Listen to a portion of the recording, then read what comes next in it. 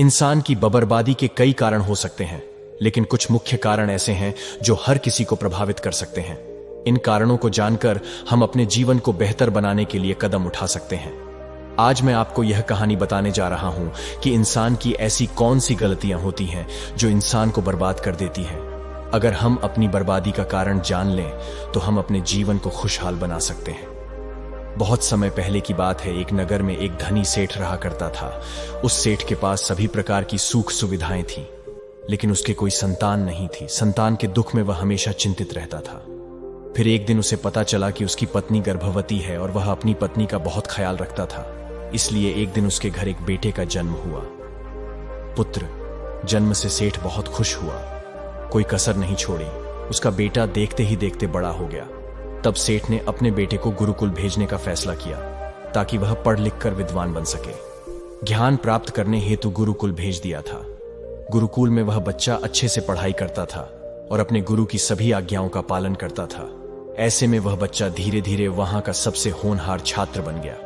गुरुकुल में बालक ने सभी वेद, पुराण और शास्त्रों का अध्ययन किया और एक महान विद्वान बन गया। लेकिन कहते हैं ना कि समय कब बदल जाएगा यह कोई नहीं जानता। ऐसे ही एक दिन किसी प्राकृतिक आपदा के कारण उसके माता पिता की मृत्यु हो गई, और जब उसके माता पिता की मृत्यु हुई तो बच्चे की शिक्षा पूरी नहीं हुई थी। और जब बच्चे ने खबर सुनी कि उसके माता पिता अब इस दुनिया में नहीं हैं और उसका सब कुछ बर्बाद हो गया है, तो लड़का इस सांसारिक मोह में बह गया। इसके बाद लड़के ने कहा कि गुरुकुल से अपनी शिक्षा पूरी करने के बाद वह अपना पूरा जीवन लोगों की भलाई में बिताएगा। फिर जब बालक की शिक्षा पूरी हुई तो उसके बाद बालक साधु बन गया और वह सांसारिक चीजों से दूर हिमालय के जंगल में चला गया। अध्यापन को विश्राम देते हुए समय के साथ उनके सन्यासी की चर्चा चारों ओर होने लगी और दूर दराज से लोग उनके पास शिक्षा लेने के लिए आने लगे, और बहुत से लोग अपनी समस्याओं का समाधान पाने के लिए भी उनके पास आने लगे। वह समस्याओं का समाधान बड़ी आसानी से कर देता था, जिससे वह पूरे राज्य में प्रसिद्ध हो गया। परंतु जिस नगर में वह रहता था वहां का राजा क्रूर व्यक्ति था। जब राजा को तपस्वी के बारे में पता चला तो उन्होंने तपस्वी से मिलने का फैसला किया। अगली सुबह राजा तपस्वी से मिलने के लिए अपने महल से निकल गया और फिर वह उसकी कुटिया की ओर गया। और वहां पहुंचकर राजा ने जब उसे साधु के रूप में देखा तो वह उसे देखता ही रह गया। उसके चेहरे पर एक अलग ही तेज था। जब वह साधु के पास पहुंचा तो उसे असीम शांति का अनुभव हुआ। साधु को प्रणाम किया और उसके पास बैठ गया और उससे बातें करने लगा। वह राजा पहली ही मुलाकात में साधु के व्यक्तित्व से इतना बदल सकता है तो ऐसा हमेशा रहेगा। यदि तुम मेरे साथ रहोगे तो मेरा जीवन बदल जाएगा। और यह सोचकर राजा साधु से अपने महल में चलने का अनुरोध करने लगा। राजा का आग्रह सुनकर सन्यासी माना नहीं कर पाया और वो राजमहल चलने को तैयार हो गए। तब राजा सन्यासी को महल की ओर ले गए। महल पहुंचकर राजा ने साधु की बहुत खातिरदारी की और उसके बाद राजा ने साधु को एक दाहिने कमरे में भोजन कराया। भोजन के समय साधु ने राजा को धन्यवाद दिया और राजा से जाने की अनुमति मांगी। यह सुनकर राजा ने कहा कि आप हमारे बाग में जब तक चाहे तब तक रह सकते हैं। आपको यहां किसी भी प्रकार की असुविधा नहीं होगी और आप यहां रहेंगे तो हमारे लोगों को भी अच्छा लगेगा और हमें भी अच्छा लगेगा। यह सुनकर साधु ने राजा का प्रस्ताव स्वीकार कर लिया। राजा के आदेशानुसार सेवकों ने एक सुंदर कुटिया बनाई। उसके बाद साधु उसी कुटिया में रहने लगा। राजा ने उनकी बहुत सेवा की, लेकिन कई वर्षों के बाद राजा और रानी को किसी जरूरी काम से दूसरे राज्य में जाना पड़ा। लेकिन उन्होंने साधु की सेवा के लिए एक सेवादार नियुक्त कर दिया। लेकिन राजा के जाने के बाद वह सेवादार बीमार पड़ गया और अपने घर चले गए और कभी लौटकर वापस नहीं आया। तो तपस्वी को गुस्सा आ गया और उसने राजा को खूब खबरी खोटी सुनाई और राजा से कहा कि जो जिम्मेदारी आप पूरी नहीं कर सकते वह जिम्मेदारी आप क्यों लेते हो। तब राजा ने तपस्वी से पूछा और कहा कि सन्यासी व्या, मुझसे कोई गलती हो गई है तो इसके लिए मैं आपसे क्षमा मांगता हूं। कृपया मुझे क्षमा करें और मेरा क्रोध शांत करें और बताएं कि क्या हुआ था। यह सुनकर साधु ने उससे कहा कि तुम्हारे जाने के बाद मुझे यहां किसी ने भोजन नहीं दिया और मुझे कई दिनों तक कष्ट सहना पड़ेगा। यहां आकर मैं भूखा रहा और किसी ने मुझसे मेरा हाल भी नहीं पूछा। यह सुनकर राजा ने तपस्वी से माफी मांगी और कहा कि आज के बाद ऐसी गलती नहीं होगी। फिर कुछ देर बाद मामला शांत हुआ। जब राजा और तपस्वी के बीच बातचीत चल रही थी रानी भी छुपकर सुन रही थी ये सारी बातचीत। उसके बाद राजा ने उसे तपस्वी से शिकायत का मौका नहीं दिया और उसकी खूब सेवा की। लेकिन कुछ दिनों के बाद राजा को किसी जरूरी काम से अपने राज्य से बाहर जाना पड़ा।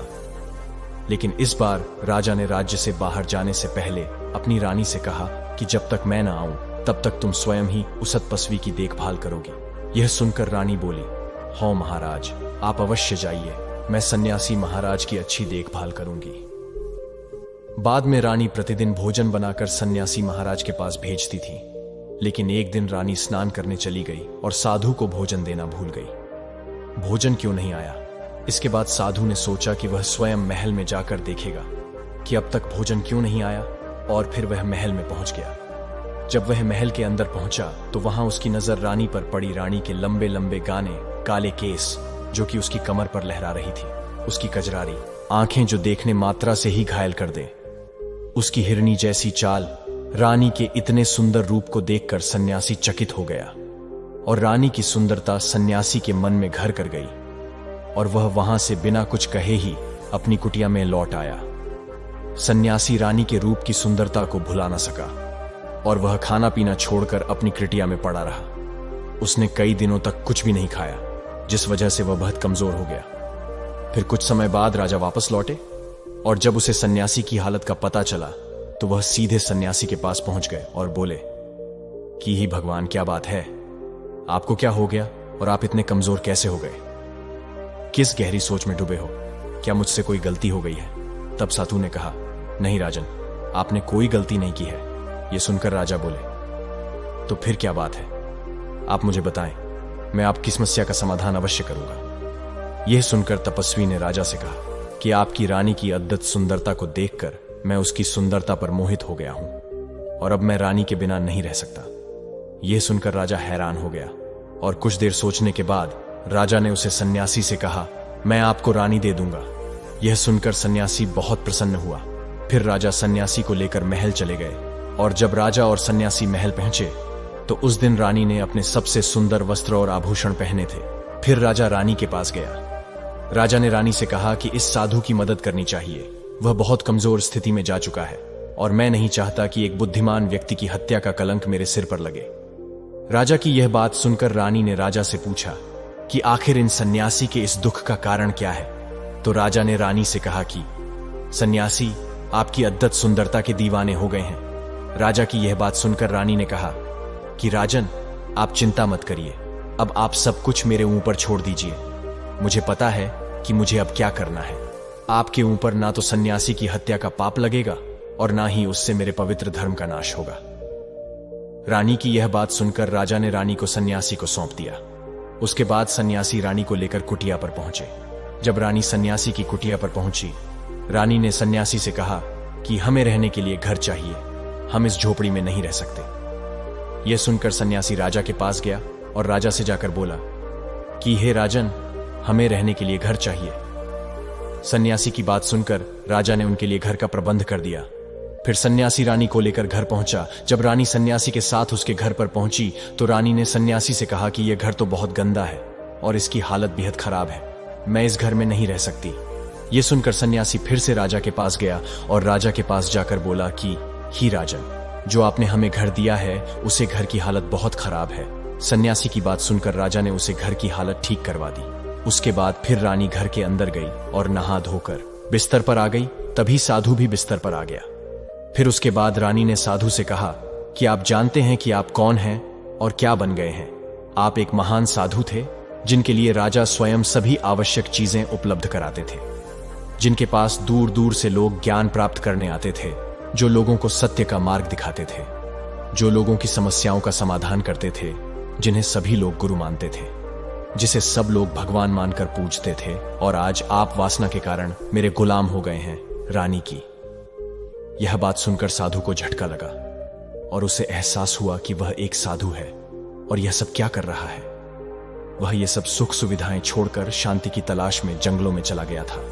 जोर जोर से रोने लगा और चिल्लाने लगा और रानी से कहने लगा कि मुझे क्षमा कीजिए महारानी, मैं यह क्या करने जा रहा था, मैं अभी आपको राजा को सौंप कर आता हूं। सन्यासी की बात सुनकर रानी ने सन्यासी से प्रश्न किया कि साधु महाराज, मेरे मन में एक प्रश्न उठ रहा है, कृपया मेरे प्रश्न का उत्तर दीजिए।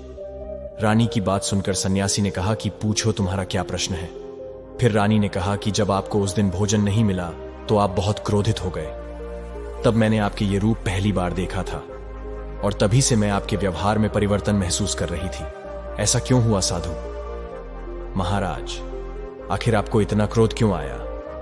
रानी की बात सुनकर सन्यासी ने रानी को समझाया कि जब मैं जंगल में था तो मुझे समय पर भोजन भी नहीं, लेकिन जब मैं महल में आया तो महल में आने के बाद मुझे सारी सुख सुविधाएं मिली और फिर मैं इन सभी सुख सुविधाओं के मुंह में फंस गया और मुझे इसके प्रति लगाव उत्पन्न हो गया और फिर मुझे इसको पाने का लालच उत्पन्न हो गया और जब मुझे यह नहीं मिला तो मेरे अंदर क्रोध उत्पन्न हुआ। फिर सन्यासी ने कहा कि महारानी, सच तो यह है कि अगर इच्छा पूरी नहीं हो तो क्रोध उत्पन्न होता है और अगर इच्छा पूरी हो जाए तो लालच बन जाता है। फिर सन्यासी ने रानी से कहा, यह इच्छा की पूर्ति ही मुझे वासना के द्वार तक लेकर आई है और मैं आपके प्रति आकर्षित हो गया। इसके बाद वो सन्यासी रानी को लेकर राजा के पास गया और बोला कि राजन, मुझे क्षमा कर दीजिए, मुझे अपनी गलती का एहसास हो गया है।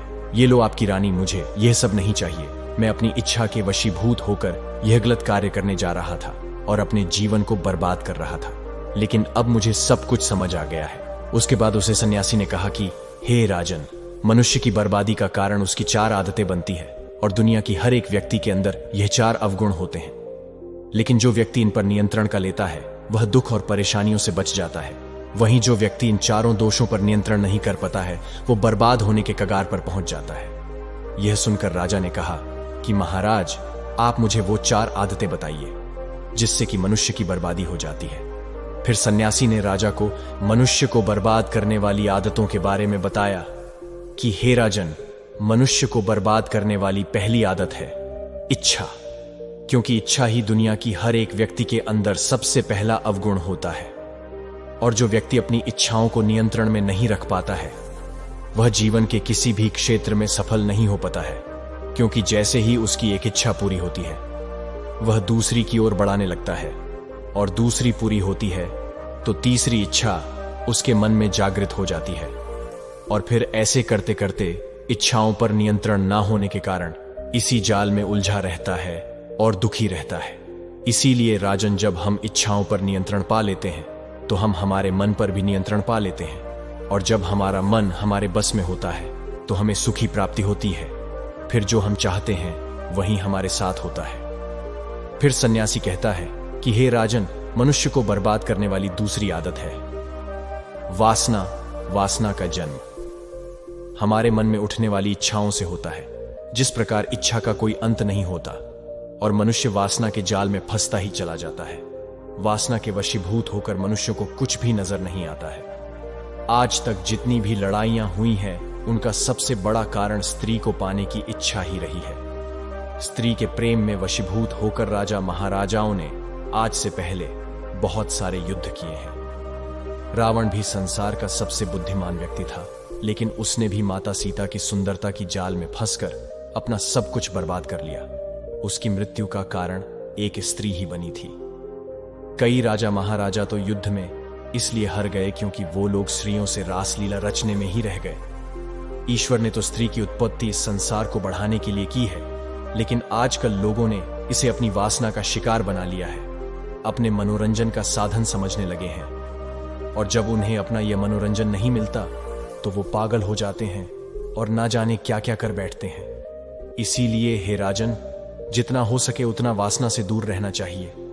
फिर सन्यासी कहता है कि हे राजन, मनुष्यों को बर्बाद करने वाली तीसरी आदत है क्रोध, क्योंकि जब मनुष्य की वासना की पूर्ति नहीं होती है तो उसके अंदर क्रोध उत्पन्न हो जाता है और जब अब व्यक्ति को क्रोध आता है तो उसे पर उसका नियंत्रण नहीं होता है और फिर वो क्रोध में आकर कहीं गलत निर्णय ले लेता है। वो दूसरों को भला बुरा कह देता है, गलियां निकल देता है और जब उनका क्रोध शांत होता है तो उन्हें अपनी गलती का एहसास हो जाता है, लेकिन तब तक तो सब कुछ बर्बाद हो चुका होता है। क्रोध के कारण मनुष्य के कई बने बनाए काम भी बिगड़ जाते हैं। जब मनुष्य के भीतर क्रोध उत्पन्न होता है तो वो अंदर से बहुत कमजोर हो जाता है और एक कमजोर मनुष्य कुछ भी नहीं कर सकता है, उसे कभी भी सफलता हासिल नहीं हो सकती। क्रोध हमारे भीतर तनाव को उत्पन्न करता है और अगर एक बार हम तनाव में चले गए तो हमारा पूरा जीवन बर्बाद हो जाता है। फिर सन्यासी कहता है कि हे राजन, मनुष्य को बर्बाद करने वाली चौथी आदत है लालच। हे राजन, लालच का फल सदैव बुरा होता है। लालच में पड़कर हम बहुत से लोगों का बुरा कर देते हैं। हर मनुष्य के जीवन में कभी ना कभी ऐसे लालच अवश्य आते हैं जब वह लालच कर बैठता है और अधिक पाने की लालसा में वह कुछ ऐसा कर बैठता है जिससे जो उसके पास था वह उसे भी गवा देता है। क्योंकि जैसे ही व्यक्ति की एक इच्छा पूरी होती है उसका लालच बढ़ जाता है और उसके मैन में और कई जन्म लेने लगती है। जो व्यक्ति लालच करता है वह कामयाबी से कोसों दूर रहता है, क्योंकि एक ना एक दिन लालच का दुश्मन सामने आता ही है। अगर हम समय रहते ही लालच को त्याग दें और उसकी जाल में ना फंसे तो हम एक सफल व्यक्ति अवश्य बन सकते हैं। फिर अंत में सन्यासी राजा से कहता है कि हे राजन, अगर मनुष्य चारों आदतों को छोड़ देता है तो उसे जीवन में सफल होने से कोई नहीं रोक सकता। जो इन आदतों को नहीं छोड़ता है उसे जीवन में बर्बाद होने से कोई रोक सकता। मैं एक सन्यासी होकर इसकी जाल में फंस गया था, तो सामान्य मनुष्य तो इससे बच नहीं सकता। इसीलिए हे राजन, मनुष्यों को इन आदतों से हमेशा बचाना चाहिए।